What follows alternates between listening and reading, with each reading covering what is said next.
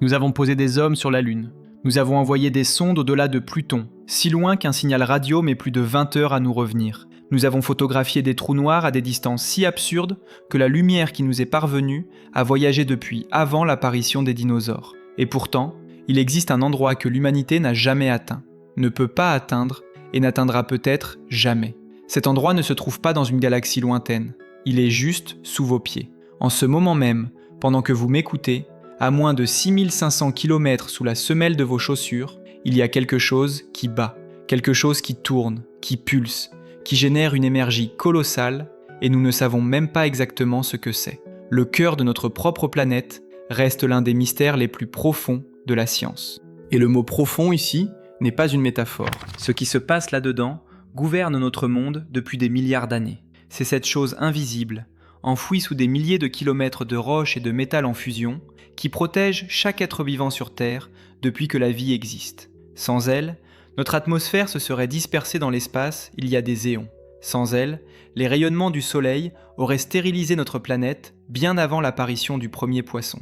La vie elle-même, chaque arbre, chaque oiseau, chaque être humain, dépend de ce cœur qui bat sous nos pieds. Et nous ne l'avons jamais vu. Aujourd'hui, nous allons descendre. Pas physiquement, parce que c'est impossible, et nous allons expliquer précisément pourquoi. Mais mentalement, couche par couche, nous allons traverser notre planète depuis la surface jusqu'à son centre absolu. Nous allons rencontrer les hommes qui ont essayé de percer ce mystère et y ont échoué de manière spectaculaire. Nous allons comprendre comment des scientifiques du XXe siècle ont réussi à voir l'intérieur de la Terre sans jamais y toucher. Nous allons découvrir ce que cachent vraiment les profondeurs de notre monde et pourquoi certaines de ces découvertes ont complètement bouleversé ce que nous pensions savoir. Si cette plongée dans les entrailles de notre planète vous fascine autant qu'elle nous fascine, abonnez-vous à la chaîne et laissez-nous un j'aime. C'est ce qui nous permet de continuer à explorer les mystères que la science officielle laisse souvent dans l'ombre. Et dites-nous dans les commentaires, de quelle ville vous nous regardez en ce moment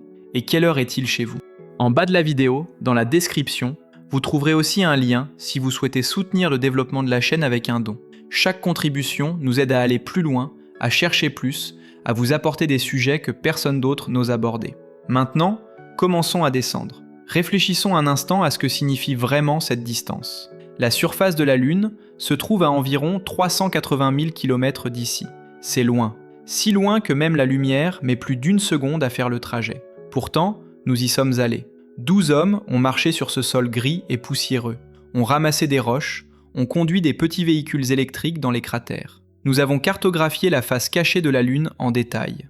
Nous avons sondé son sol avec des instruments sismiques. Mais le centre de la Terre, il se trouve à moins de 7000 km sous nos pieds. C'est 60 fois plus proche que la Lune. Et nous n'y avons jamais été, ne pouvons pas y aller, et n'avons jamais récupéré un seul gramme de matière qui en provienne directement. Pourquoi cette absurdité ? Pourquoi l'espace, à des distances qui dépassent l'imagination, semble-t-il plus accessible que le sol de notre propre planète ? La réponse tient en 2 mots, chaleur et pression. Imaginez que vous enfoncez une aiguille dans une orange. Si l'orange mesure 10 cm de diamètre et que vous enfoncez l'aiguille d'1 centimètre, vous avez pénétré 10% de la distance jusqu'au centre. Le forage le plus profond jamais réalisé par l'être humain, et nous y reviendrons en détail, n'a atteint qu'un peu plus de 12 km de profondeur. Sur une planète dont le rayon dépasse 6000 km, cela représente moins de 0,2% du chemin jusqu'au cœur, moins que le trait d'un crayon à la surface de cette orange. C'est à quel point nous sommes loin du but. Et les raisons sont brutales. À mesure qu'on descend dans la croûte terrestre, la température monte, et elle monte vite. À la profondeur atteinte par ce forage record, les roches atteignent des températures qui feraient fondre le plomb comme du beurre sous le soleil d'été. Les outils de forage deviennent inutilisables. Les matériaux se ramollissent, se déforment, s'effondrent. Le métal le plus dur que nous sachions fabriquer devient aussi maniable qu'une bougie chauffée. Et nous n'avons pas encore traversé la croûte. Le manteau, qui commence là où s'arrête la croûte, c'est une autre histoire entièrement. Quant au noyau, le cœur de métal en fusion, les températures qui y règnent sont comparables à la surface du Soleil. Aucun matériau connu ne peut résister à cela. Aucun engin imaginable ne pourrait y survivre. Mais les êtres humains n'ont pas accepté cette impossibilité sans se battre. L'histoire des tentatives de forage profond est une longue série de défaites glorieuses. La course vers le bas a été, à sa manière, aussi folle et aussi intense que la course vers les étoiles. Tout commence dans les années 50 du siècle dernier, au cœur de la guerre froide. Alors que les Américains et les Soviétiques se disputent le contrôle de l'espace, une poignée de géologues américains décident de lancer un défi d'un genre différent.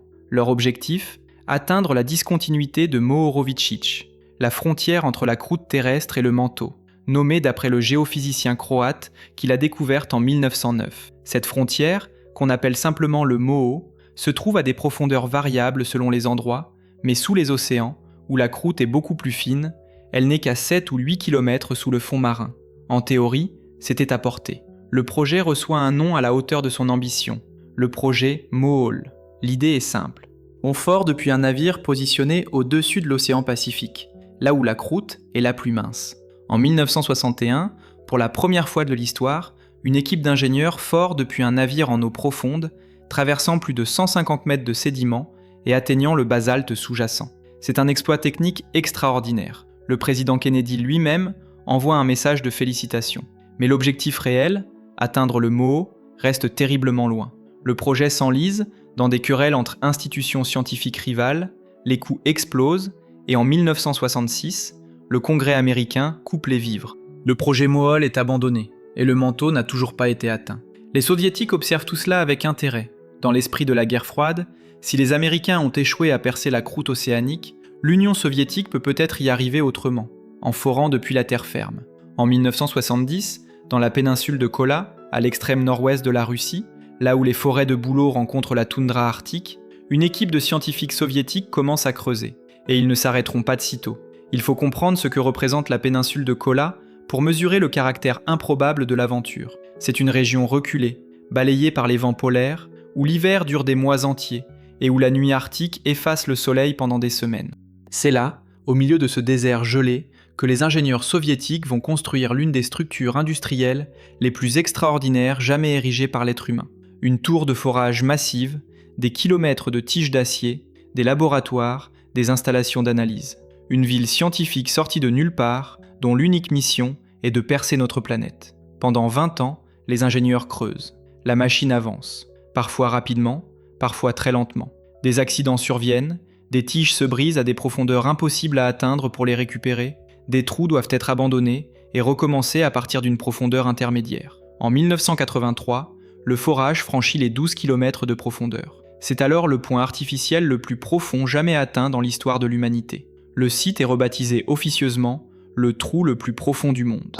Et en 1989, le forage SG3 s'arrête définitivement à 12 262 mètres. Pourquoi s'est-il arrêté ? La guerre froide se termine, les budgets s'effondrent. Mais surtout, la Terre a gagné. À cette profondeur, la température des roches a explosé au-delà de toutes les prévisions. Les ingénieurs attendaient peut-être 120 degrés, ils ont trouvé plus de 200 degrés. La roche, sous cette chaleur et cette pression combinées, commence à se comporter comme un plastique chaud. Elle se referme autour des tiges de forage, elle dévie la trajectoire, elle détruit les outils. Continuer était physiquement impossible avec la technologie disponible. En 1992, le projet est officiellement arrêté. En 1995, le site est fermé. Aujourd'hui, tout ce qu'il reste de cette aventure titanesque, c'est un couvercle de métal soudé sur un trou de 23 cm de diamètre au milieu de la toundra. 23 cm, moins que la largeur d'une assiette. Et après 20 ans d'efforts, la profondeur atteinte représente à peine 1/5 de la distance jusqu'au Moho, la première grande frontière géologique. Pas le manteau, pas le noyau, même pas la limite entre la croûte et la couche suivante. La Terre a résisté, impassible. Mais ce forage n'a pas été inutile, loin de là. Et c'est là que l'histoire devient fascinante, parce que les découvertes réalisées à Kola n'étaient pas du tout celles que les scientifiques attendaient. Rappelons-nous ce que la science croyait savoir avant Kola. Les géophysiciens avaient une théorie sur ce qui se trouvait à 7 km de profondeur environ. Une transition nette entre les roches granitiques de la croûte supérieure et les roches basaltiques de la croûte inférieure. Cette transition avait même été indirectement, par les ondes sismiques, qui semblaient changer de vitesse à cette profondeur. C'était une certitude scientifique bien établie. Et Kola a démontré que cette certitude était fausse. À 7 km de profondeur, il n'y avait pas de basalte. Les chercheurs n'ont trouvé que du granit métamorphique, de la roche granitique transformée par des millions d'années de pression et de chaleur. Le changement de vitesse des ondes sismiques, que tout le monde interprétait comme une transition de composition chimique entre deux types de roches, était en réalité quelque chose de bien plus subtil. Une modification des propriétés physiques du granit lui-même, rendu plus plastique, plus fissuré, plus poreux par les conditions extrêmes. La distinction n'est pas anodine. Elle signifie que notre principal outil pour voir l'intérieur de la Terre, les ondes sismiques, peut nous induire en erreur si nous ne savons pas exactement comment interpréter les signaux. La deuxième surprise était encore plus stupéfiante. À plus de 5 km de profondeur, dans une région où personne n'aurait pensé trouver de l'eau, les géologues ont découvert que les roches étaient saturées de liquide. De l'eau circulait librement à travers la roche à des profondeurs où la pression aurait dû rendre cela impossible. Cette eau n'était pas descendue depuis la surface. Elle était prisonnière depuis des millions, peut-être des milliards d'années, formée par des réactions chimiques au sein même des minéraux. Des atomes d'hydrogène et d'oxygène, libérés par la pression et la chaleur, recombinés en eau liquide au cœur de la roche. C'était une eau que personne n'avait jamais vue, une eau primordiale, née dans les entrailles de la planète. Troisième surprise, de la vie. À 7 km de profondeur, dans des roches qui n'avaient pas vu la lumière depuis des milliards d'années, les scientifiques ont trouvé des microfossiles, les restes de 24 espèces différentes de micro-organismes unicellulaires marins, préservés intacts dans la roche depuis plus de 2 milliards d'années. Ces fossiles nous racontent l'histoire d'une mer ancienne qui recouvrait ce qui est aujourd'hui la péninsule de Kola, bien avant que les premiers animaux complexes n'existent. Et cette découverte a également posé une question vertigineuse. Si la vie peut laisser des traces aussi profondes, jusqu'où peut-elle descendre ? La roche peut-elle encore héberger de la vie microbienne à des profondeurs que nous n'avons même pas approchées ? La science n'a pas encore de réponse définitive. Quatrième découverte, le gaz. La boue de forage qui remontait à la surface depuis les profondeurs les plus extrêmes était décrite comme bouillonnante. Pas d'eau chaude, mais d'hydrogène gazeux, en grande quantité. Une concentration qui n'avait rien d'anodin et qui posait des questions sur les réactions chimiques qui se produisent dans les profondeurs de la croûte terrestre, là où aucun laboratoire n'a jamais pu mener d'expérience directe. C'est dans ce contexte que naquit la légende du Code 6. Lorsque le récit d'une prétendue découverte commença à circuler dans la presse internationale, une créature ailée qui aurait jailli du trou, des cris de millions de damnés enregistrés à l'aide d'un microphone descendu dans le forage, le monde s'emballa. L'histoire était parfaitement fabriquée, un pastiche d'articles scientifiques mêlant nom russe à consonance authentique, terminologie géologique crédible et horreur biblique. Aujourd'hui, il est établi sans aucune ambiguïté que cette histoire est intégralement inventée. Le forage de Kola n'a entendu aucun cri. Il n'y a pas de caverne à 12 km de profondeur, et surtout, à cette profondeur, les températures auraient instantanément détruit n'importe quel matériau d'enregistrement. Mais la légende dit quelque chose de vrai sur nous, les humains. Elle dit que face à l'inconnu absolu, face à un trou sans fond dans notre propre planète, notre imagination préfère peupler cet inconnu de monstres plutôt que de vivre avec le vide de ce que nous ne savons pas. La réalité, pourtant, est bien plus étrange. Et elle commence par une question simple.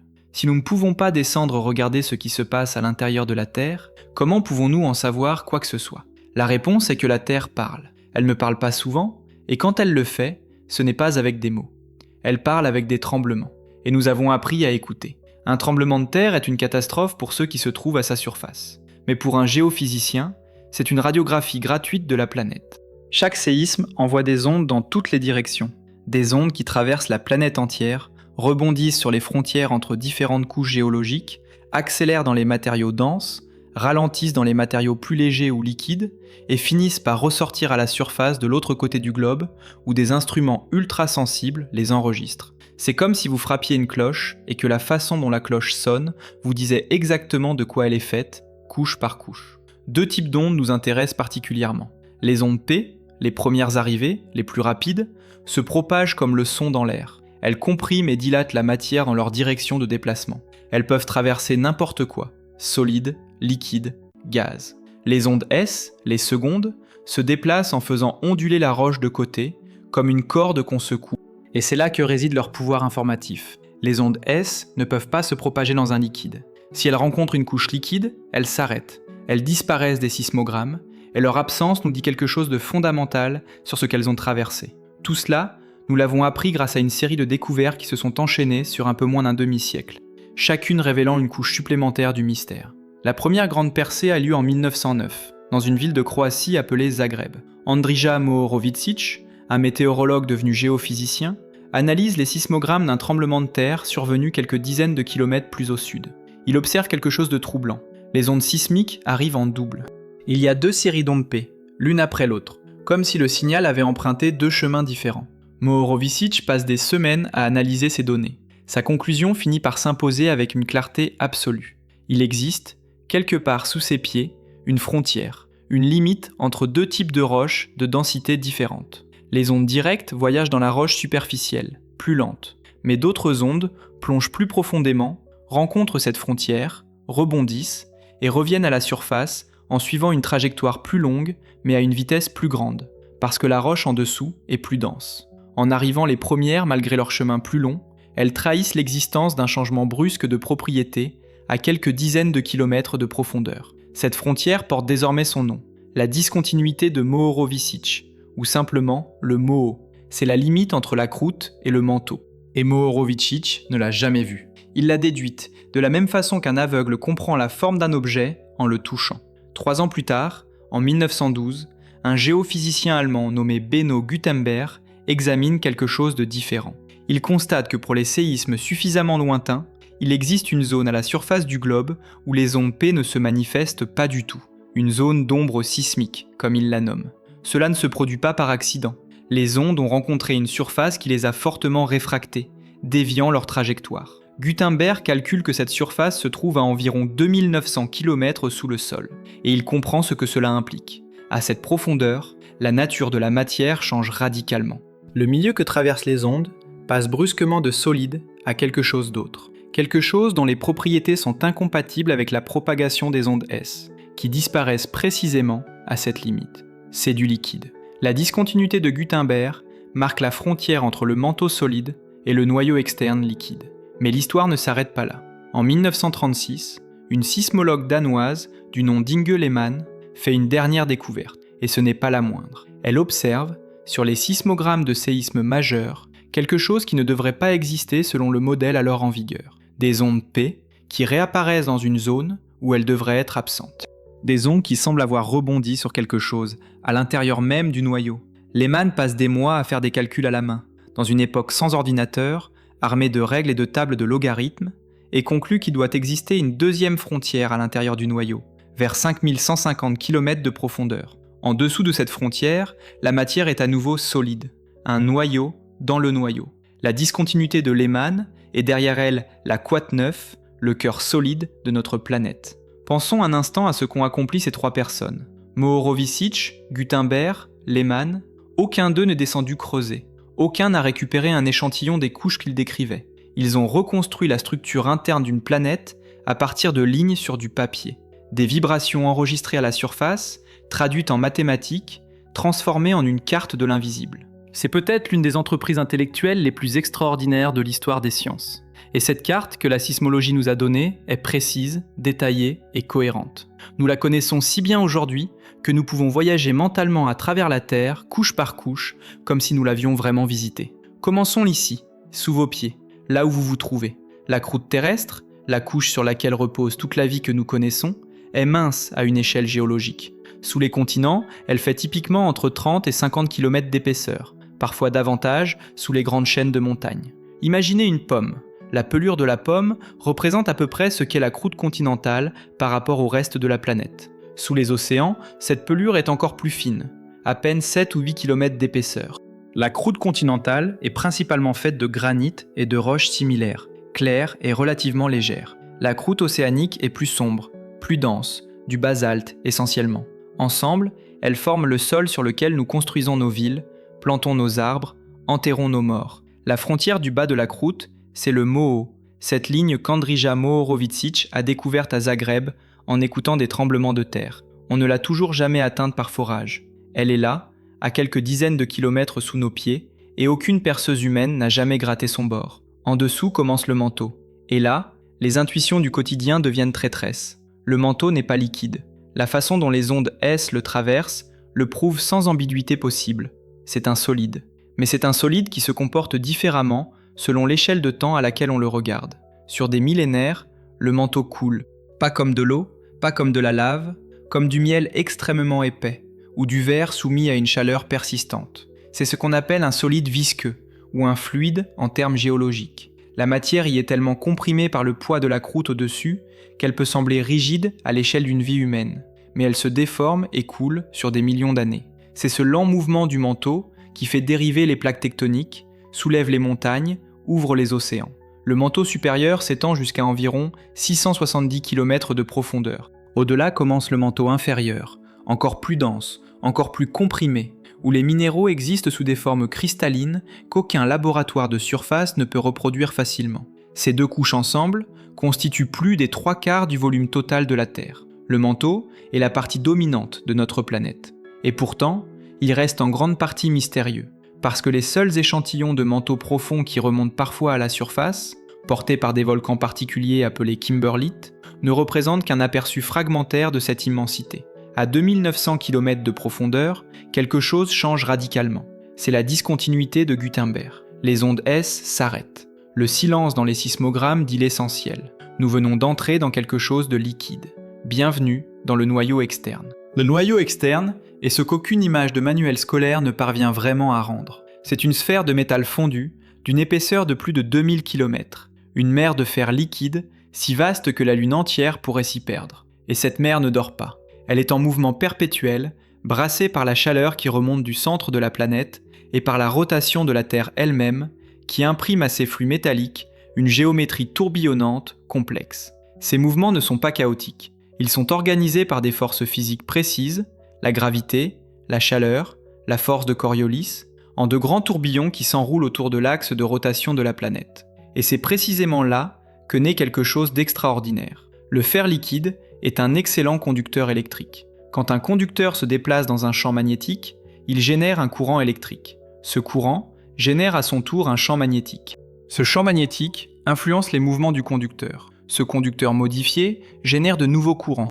Et ainsi de suite, dans une boucle auto-entretenue qui dure depuis des milliards d'années. C'est la géodynamo, le mécanisme par lequel le mouvement du fer liquide dans notre noyau externe transforme l'énergie thermique et cinétique de la planète en un champ magnétique puissant qui enveloppe la Terre entière. Ce champ magnétique, vous ne pouvez pas le voir, vous ne pouvez pas le toucher, vous ne pouvez pas le sentir. Et pourtant, il est partout. Il s'étend à des dizaines de milliers de kilomètres dans l'espace, formant une bulle invisible autour de notre planète. Cette bulle dévie en permanence les particules chargées qui affluent depuis le Soleil, le vent solaire, les canalisant vers les pôles, où elle crée les aurores boréales et australes. Ces aurores sont belles, mais derrière leur beauté se cache une vérité terrifiante. Sans le noyau externe et son fer liquide en mouvement, sans cette géodynamo enfouie à des milliers de kilomètres sous nos pieds, le vent solaire ne serait pas dévié. Il frapperait l'atmosphère de plein fouet. Il arracherait les molécules les plus légères, évaporerait progressivement notre air vers l'espace. Nos océans s'assécheraient, notre atmosphère disparaîtrait, la vie s'éteindrait. Mais ce n'est pas la seule chose que fait le noyau externe. Il y a quelque chose à son centre, quelque chose que même les sismologues les plus chevronnés ont mis des décennies à accepter. À 5150 km de profondeur, au cœur même du noyau liquide, quelque chose de solide sommeille. Et pour comprendre ce que c'est, il faut aller encore plus profond, jusqu'au cœur absolu de notre monde. Cette graine a un nom, mais avant d'y plonger, il faut comprendre ce que fait le noyau externe pour nous, chaque seconde qui passe, depuis des milliards d'années. Le noyau externe est la source de tout. Son fer liquide en mouvement perpétuel, brassé par la chaleur et mis en rotation par la Terre elle-même, génère des courants électriques colossaux. Ces courants engendrent des champs magnétiques. Ces champs magnétiques renforcent les courants. Et l'ensemble forme une machine auto-entretenue depuis des milliards d'années, la géodynamo, dont le produit final est le champ magnétique terrestre qui nous enveloppe et nous protège depuis l'espace. Pensons à ce que signifie concrètement Côte 10. Le Soleil émet en permanence un flux de particules chargées, des électrons, des protons, des noyaux arrachés à son atmosphère et propulsés à des vitesses terrifiantes dans toutes les directions. C'est ce qu'on appelle le vent solaire. Sans le champ magnétique terrestre, ce vent frappe l'atmosphère directement. Il n'arrache pas la Terre, il est trop diffus pour ça, mais il érode, lentement, inexorablement, il capture les molécules légères de l'atmosphère supérieure et les emporte dans l'espace. Sur des millions d'années, l'atmosphère entière s'évapore. Les océans suivent, la vie disparaît. Nous le savons parce que nous l'avons vu. C'est exactement ce qui s'est passé sur Mars. Mars avait autrefois un champ magnétique. Les traces en sont encore lisibles dans les roches anciennes de sa surface. Des séquences d'aimantation fossilisées, comme les empreintes d'un champ qui existait il y a plus de 4 milliards d'années. Mais le noyau de Mars s'est refroidi, s'est solidifié progressivement, et la géodynamo s'est éteinte. Sans son bouclier magnétique, Mars a perdu son atmosphère. Aujourd'hui, la pression atmosphérique à sa surface vaut moins d'1/100 de ce qu'elle est sur Terre. L'eau liquide est impossible. Les rayonnements cosmiques bombardent le sol sans obstruction.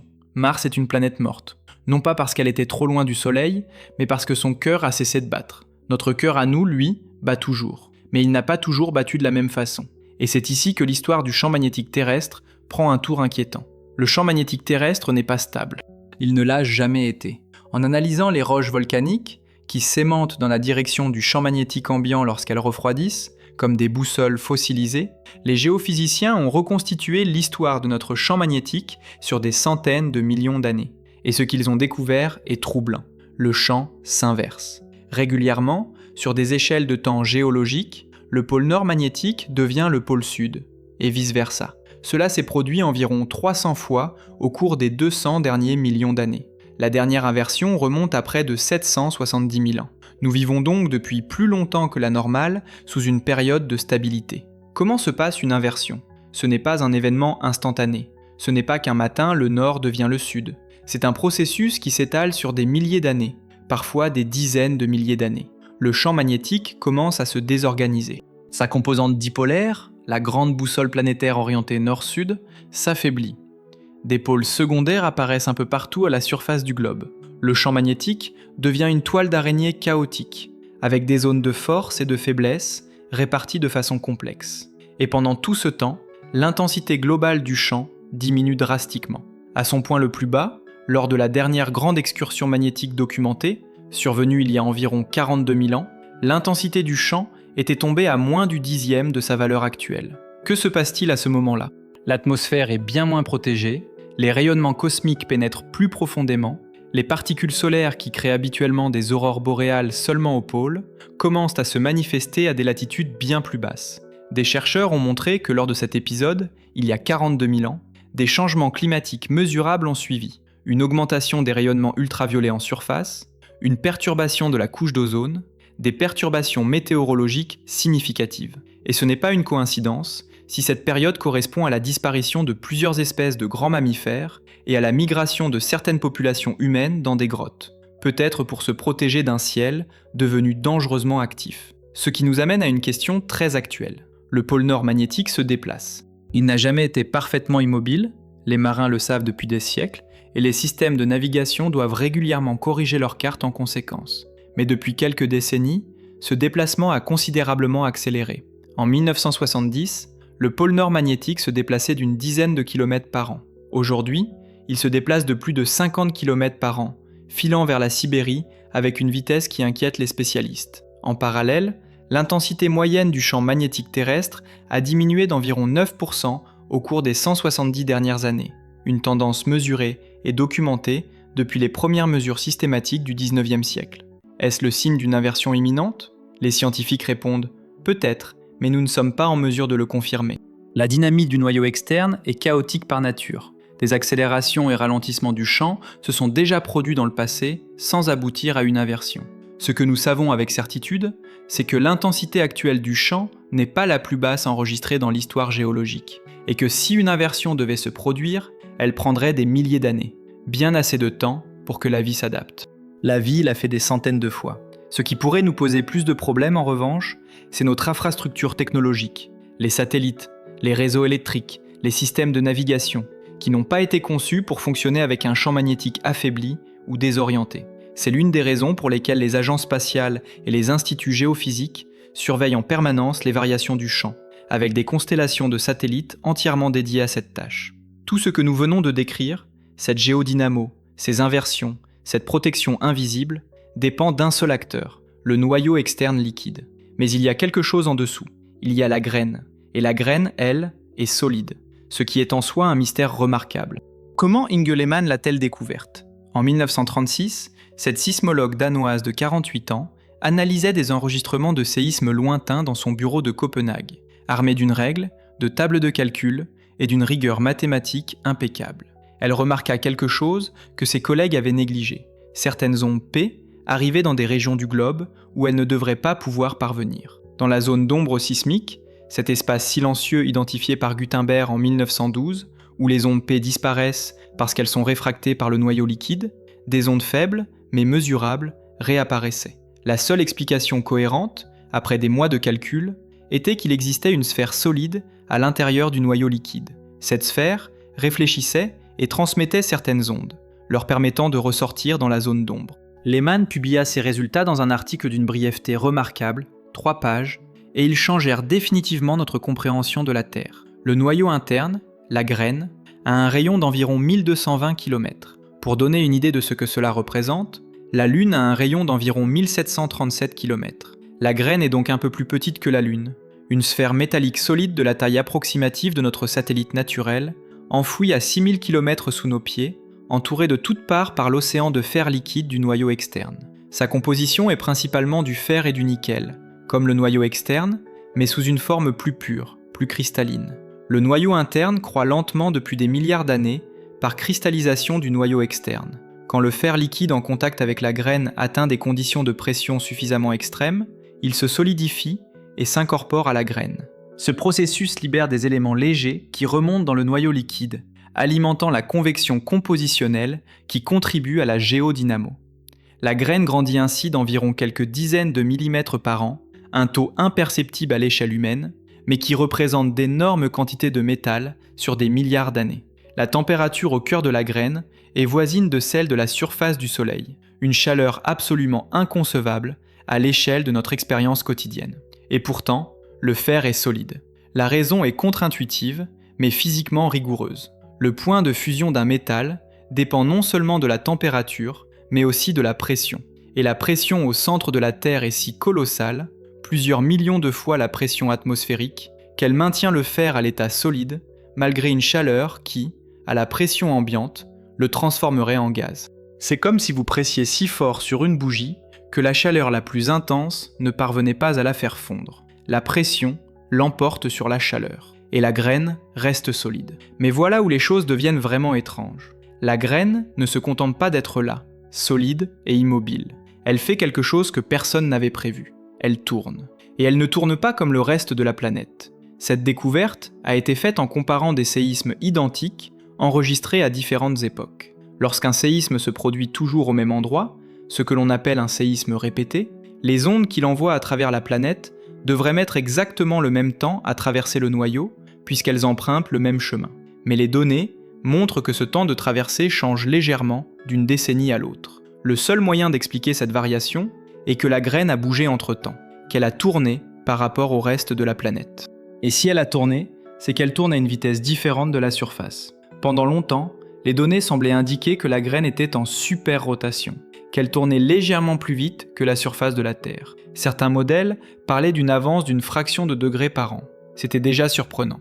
Mais en 2023, une étude publiée dans la revue Nature Geoscience a déclenché une véritable tempête dans la communauté scientifique. Des chercheurs de l'université de Pékin, après avoir analysé des décennies de données sismiques, y compris des données d'essais nucléaires soviétiques des années 70, ont conclu que la graine avait pratiquement cessé sa super-rotation vers 2008 et qu'elle semblait depuis lors tourner légèrement moins vite que la surface. Depuis la surface, l'effet est celui d'une rotation en sens inverse, mais c'est une illusion de référentiel. La graine continue de tourner dans le même sens que la Terre, simplement un peu plus lentement.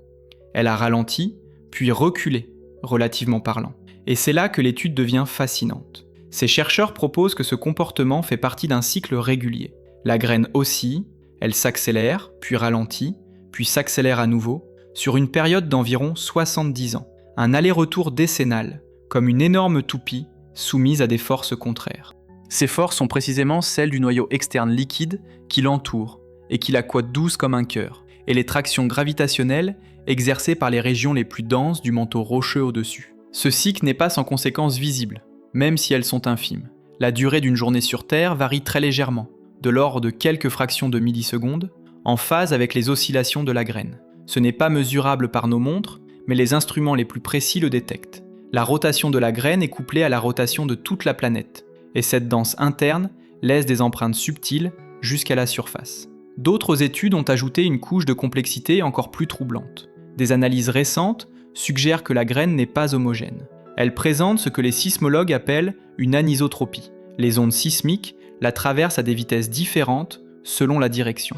Les ondes qui voyagent en le sens de l'axe de rotation de la Terre traversent la graine plus vite que celles qui voyagent en le sens de son équateur. Cela indique que les cristaux de fer qui composent la graine ne sont pas orientés aléatoirement.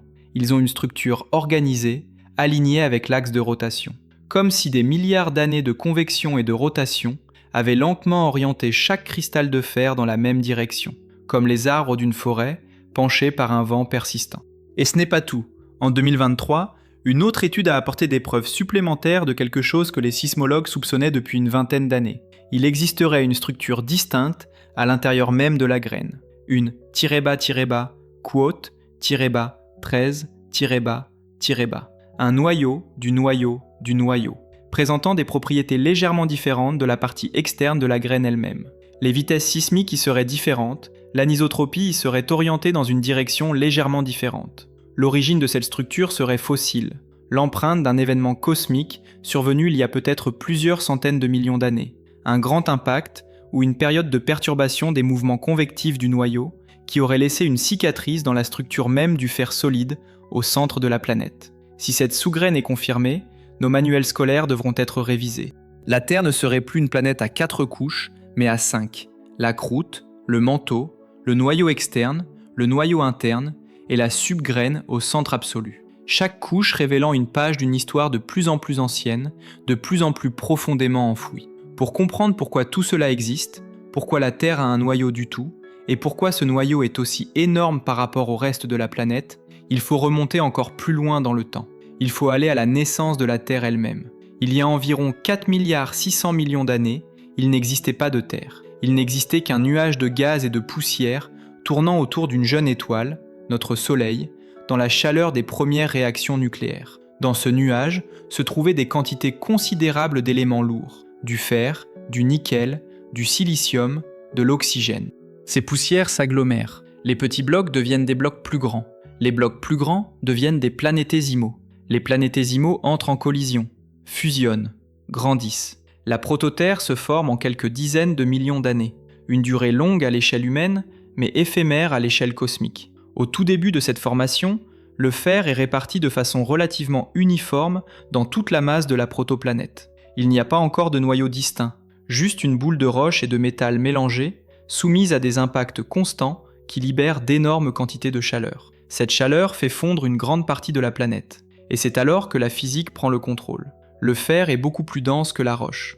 Dans un matériau fondu, les substances plus denses descendent sous l'effet de la gravité, exactement comme les grains de sable se déposent au fond d'un verre d'eau trouble. Le fer fondu commence à percoler vers le bas, à travers les roches silicatées partiellement fondues, s'écoulant vers le centre de la planète comme d'innombrables petits filets de métal liquide, cherchant leur chemin vers le point le plus bas. Ce processus, appelé la différenciation planétaire, s'emballe et se réalise en moins d'1 million d'années. En termes géologiques, c'est instantané. La prototerre se différencie en couches. Le fer et le nickel s'enfoncent vers le centre. Les silicates plus légers remontent. En quelques millions d'années, un noyau métallique distinct existe déjà au cœur de la planète. Puis, survient l'événement le plus violent de l'histoire de la Terre. Il y a environ 4,5 milliards d'années, peu après la différenciation, la prototerre entre en collision avec une protoplanète que les scientifiques ont baptisée Theia, un corps d'à peu près la taille de Mars. Ce n'est pas une collision rasante, c'est une rencontre presque frontale à une vitesse fantastique. L'impact est si violent que les enveloppes externes des deux corps sont partiellement vaporisées. Une quantité colossale de matière est éjectée dans l'espace, principalement des roches légères du manteau, peu de fer, parce que les noyaux métalliques des deux corps fusionnent et s'enfoncent au centre. Ce nuage de débris en orbite autour de la Terre en fusion se condense en quelques dizaines ou centaines d'années pour former la Lune. Cet impact a des conséquences énormes pour le noyau terrestre. La fusion des deux noyaux, celui de la prototerre et celui de Theia, amplifie le noyau, le réchauffe, le rend encore plus actif. L'énergie cinétique de l'impact se transforme en chaleur. La surface de la Terre reste entièrement fondue pendant des millénaires. Et à travers toute cette fusion, le noyau commence à se refroidir lentement. Pas depuis l'extérieur, mais de l'intérieur vers l'extérieur, parce que la chaleur remonte vers la surface par convection. C'est ce refroidissement lent et progressif qui, des milliards d'années plus tard, donnera naissance à la graine solide au cœur du noyau liquide. La Terre sans noyau ne serait pas la Terre. C'est cette évidence que l'on mesure en regardant Mars, ou en regardant la Lune. Notre satellite est une boule de roche qui a refroidi et se solidifié beaucoup plus rapidement que la Terre, parce qu'elle est bien plus petite. Son noyau, s'il en reste un actif, est minuscule. il n'y a plus de géodynamo lunaire depuis des milliards d'années. Pas de champ magnétique global, pas de protection contre le vent solaire, pas de tectonique active, pas de volcanisme significatif. La Lune est géologiquement morte, une archive pétrifiée des premiers temps du système solaire. Et c'est précisément parce qu'elle est morte qu'elle nous est si précieuse pour la science. Elle a préservé des conditions que la Terre a depuis longtemps effacées. La Terre, elle, est restée vivante. Et elle l'est restée en partie parce qu'elle a un noyau suffisamment grand et suffisamment chaud pour maintenir ses convections actives sur des milliards d'années. Mais pourquoi ce noyau est-il encore si chaud après tout ce temps ? C'est là qu'intervient un acteur que nous n'avons pas encore mentionné. La chaleur interne de la Terre vient de deux sources principales, et leur proportion respective est encore débattue. La première est la chaleur primordiale, l'énergie accumulée lors de la formation de la planète, stockée dans la masse même de notre monde depuis 4 milliards 600 millions d'années. Quand les planétésimaux sont entrés en collision pour former la Terre, leur énergie cinétique s'est transformée en chaleur. L'impact de Theia a ajouté une quantité énorme d'énergie thermique supplémentaire. Cette chaleur est encore là, emprisonnée dans les profondeurs de la planète, s'échappant vers la surface si lentement que nous ne la sentirons jamais à la surface. À peine quelques dizaines de milliwatts par mètre carré, soit moins d'une ampoule de faible puissance pour couvrir un appartement entier. La deuxième source est la radioactivité. La Terre contient des quantités significatives d'éléments radioactifs naturels, uranium, thorium, potassium dans leurs variantes instables, qui se désintègrent lentement et libèrent de la chaleur ce faisant. Cette désintégration radioactive constitue la majeure partie de la chaleur interne produite aujourd'hui.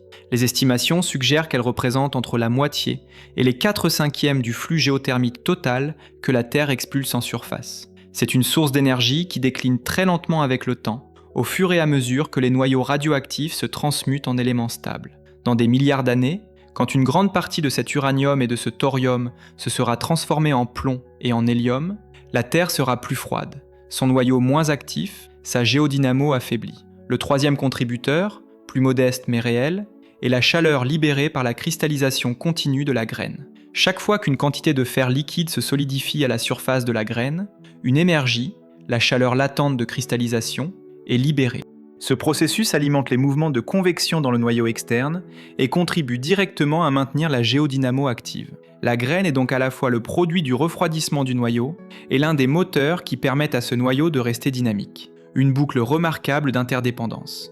Tout cela se traduit, à la surface, par un flux géothermique discret mais mesurable. La chaleur sort de la Terre en permanence, à travers les dorsales océaniques, où les plaques s'écartent et laissent remonter du manteau, à travers les volcans, qui expulsent de façon spectaculaire une infime fraction de cette chaleur totale, à travers le sol lui-même, partout sur la planète, si imperceptiblement que seuls des instruments très sensibles peuvent la détecter.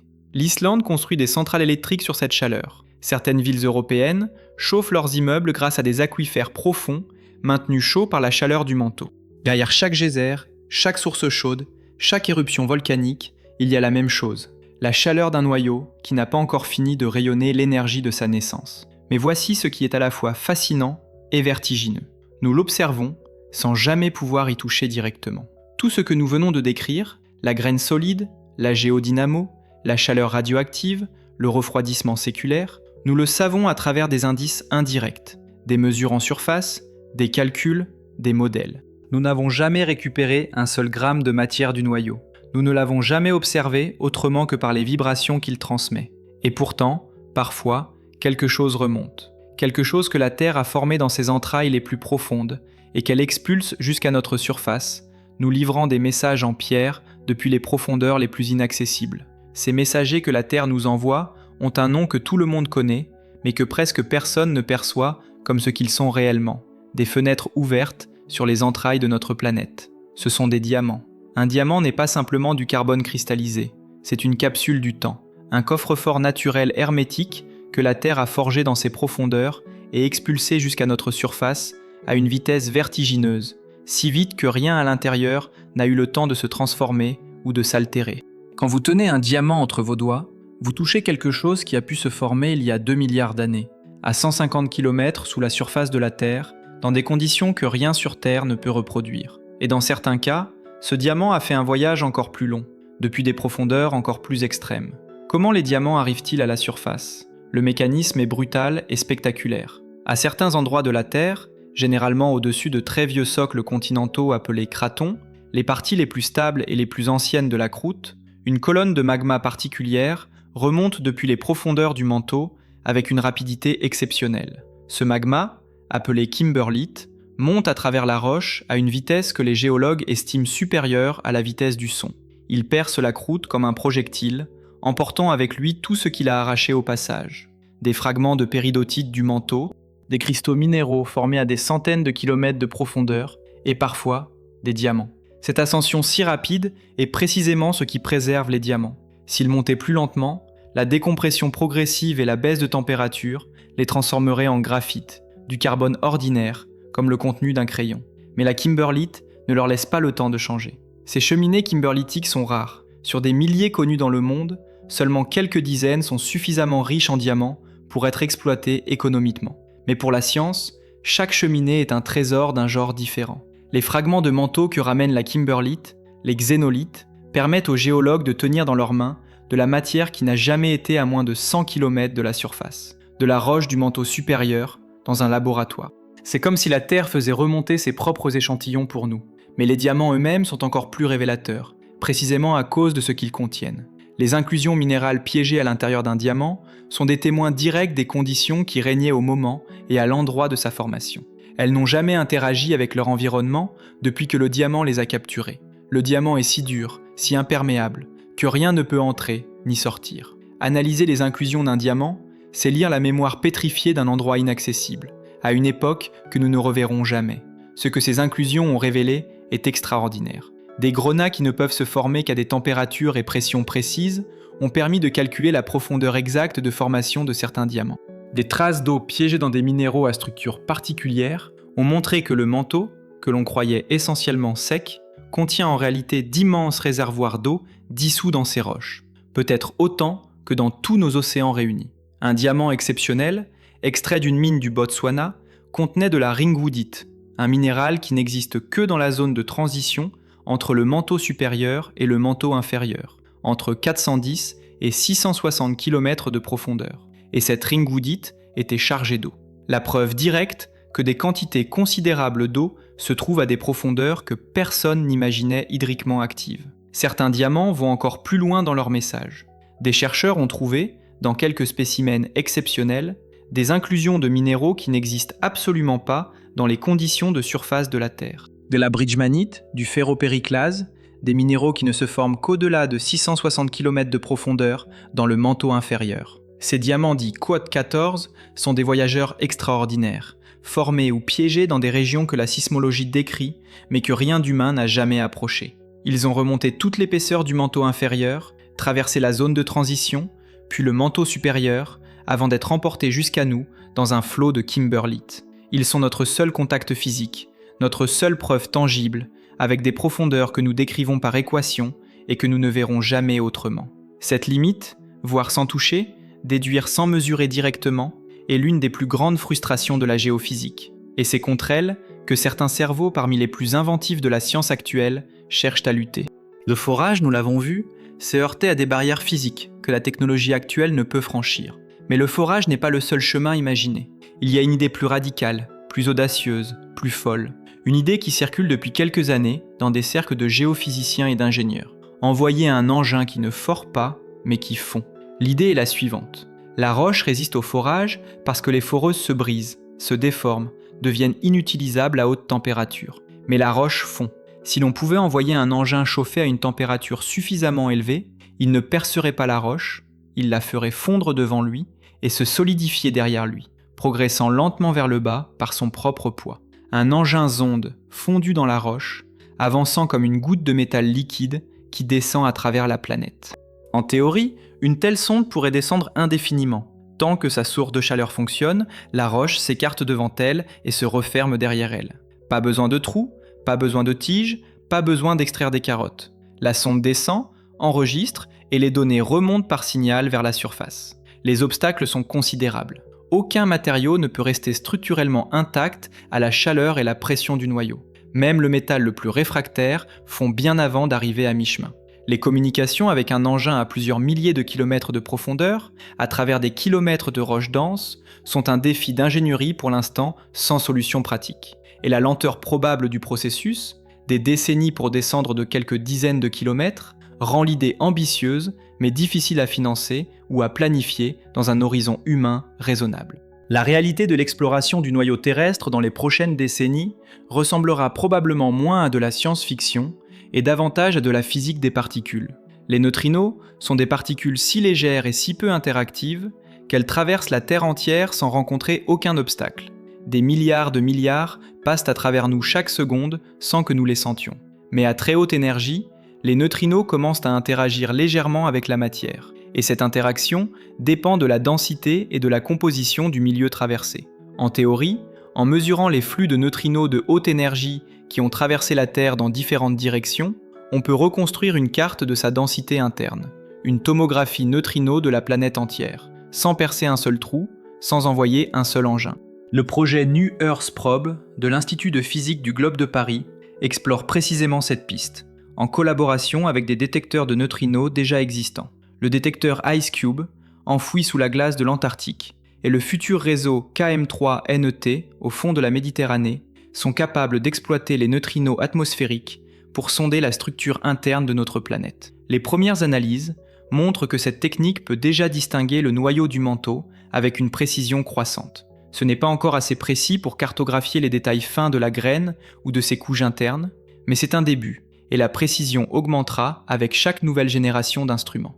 Une autre approche, plus terre-à-terre, est simplement de mieux exploiter ce que nous avons déjà, les ondes sismiques. Les sismographes modernes ont atteint des sensibilités extraordinaires. Une nouvelle génération d'instruments, les sismomètres quantiques, promet des mesures encore plus fines, capables de détecter des variations de vibrations imperceptibles pour toute technologie précédente. Les réseaux mondiaux de sismographes, en enregistrant des milliers de séismes par an et en croisant leurs données, affinent continuellement notre image du noyau.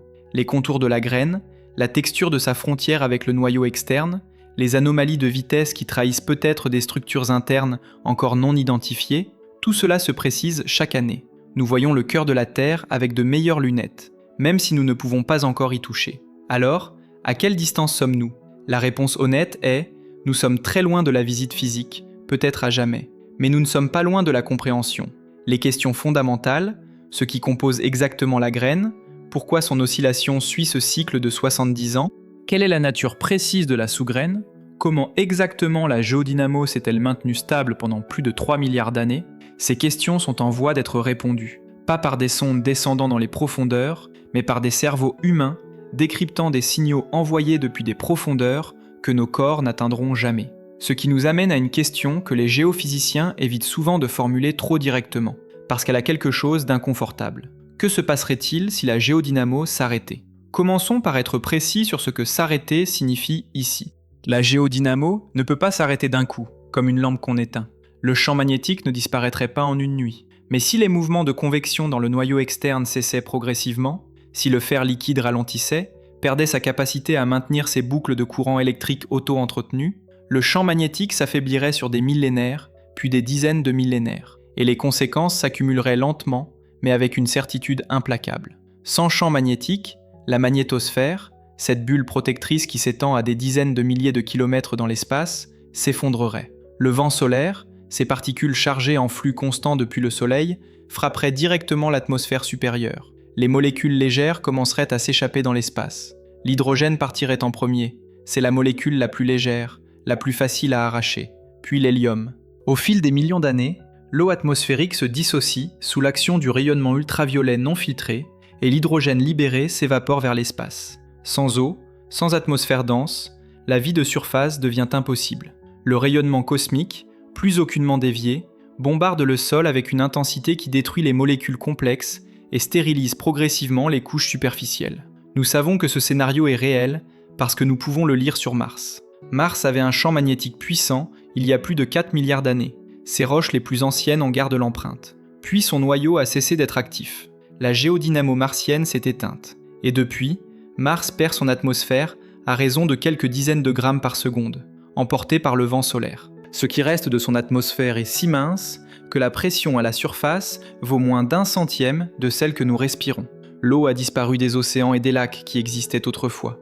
La surface est stérilisée par un rayonnement ultraviolet sans filtre. Ce n'est pas une catastrophe soudaine, c'est une extinction lente, planétaire, écrite dans des milliards d'années de géologie. Pourquoi le noyau de Mars s'est-il refroidi et solidifié si tôt alors que le noyau terrestre reste actif? Parce que Mars est plus petite, avec un rapport surface-volume plus favorable au refroidissement rapide.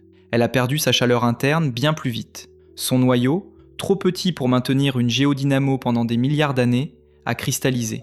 La Terre est protégée par sa taille, et par la composition particulière de son noyau, qui contient juste assez d'éléments légers pour maintenir la convection suffisamment longtemps pour que la vie ait eu le temps d'évoluer jusqu'à nous. Alors, devons-nous nous inquiéter pour le noyau terrestre? La réponse scientifique est claire. Non, pas dans un horizon de temps humain, ni même à l'échelle de l'histoire de notre espèce. Le noyau terrestre est encore très actif. La graine croît lentement, la géodynamo est robuste. Les variations du champ magnétique que nous observons actuellement, son affaiblissement partiel, le mouvement du pôle Nord, sont dans la gamme normale des fluctuations documentées au cours des derniers millions d'années. Elles pourraient précéder une inversion ou non. Dans tous les cas, une inversion n'équivaut pas à une extinction. La vie a survécu à des centaines d'inversions. Ce serait perturbant pour notre infrastructure technologique, mais pas mortel pour la biosphère. Ce qui est certain, en revanche, c'est que le noyau terrestre ne durera pas éternellement. Dans quelques milliards d'années, quand les éléments radioactifs se seront épuisés et que la chaleur primordiale se sera dissipée, la graine aura envahi tout l'espace du noyau liquide. La géodynamo s'éteindra. La Terre deviendra comme Mars, comme la Lune, une planète géologiquement morte, sans champ magnétique global, sans tectonique active. Mais ce moment est si loin dans le futur, plus loin que l'âge actuel de la planète, que le Soleil lui-même sera devenu une géante rouge bien avant. Pour l'instant, le cœur de la Terre bat toujours. Et c'est ce battement invisible, enfoui à une profondeur que nous ne toucherons jamais, qui rend notre monde habitable. Voilà ce que cache le centre de la Terre. Pas un enfer, pas un abîme de feu, mais quelque chose de bien plus fascinant et de bien plus indispensable. Une graine solide de fer et de nickel, de la taille de la Lune, oscillant selon un rythme de 70 ans que nous commençons à peine à déchiffrer.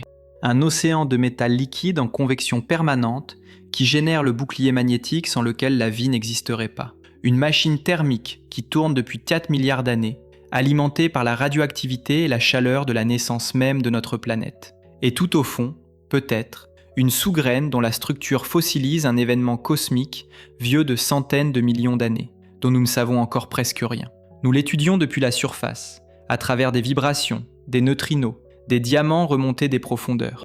Nous n'y arriverons jamais physiquement, mais nous nous en approchons intellectuellement, chaque année un peu plus, chaque séisme enregistré nous livrant un fragment supplémentaire d'une image qui n'est pas encore complète, et qui peut-être ne le sera jamais entièrement. C'est cela, le vrai mystère du centre de la Terre. Non pas que nous ne puissions pas y aller, mais que même en sachant tout ce que nous savons, il reste, dans ce cœur de fer et de feu, des questions que nous ne savons pas encore formuler. Si cette plongée dans les entrailles de notre planète vous a captivé, si vous voulez continuer à explorer avec nous les mystères que la science laisse en suspens, les trous noirs, les origines de la vie, les limites de l'univers connu, abonnez-vous à la chaîne et laissez-nous un j'aime. Chaque abonnement nous aide à creuser encore plus loin. Et dans la description de cette vidéo, vous trouverez un lien pour nous soutenir directement avec un don si vous souhaitez contribuer au développement de la chaîne. Chaque geste compte et nous en sommes sincèrement reconnaissants. Dites-nous dans les commentaires de quelle ville vous nous écoutez en ce moment et quelle heure est-il chez vous. Ces détails nous fascinent presque autant que le cœur de la Terre.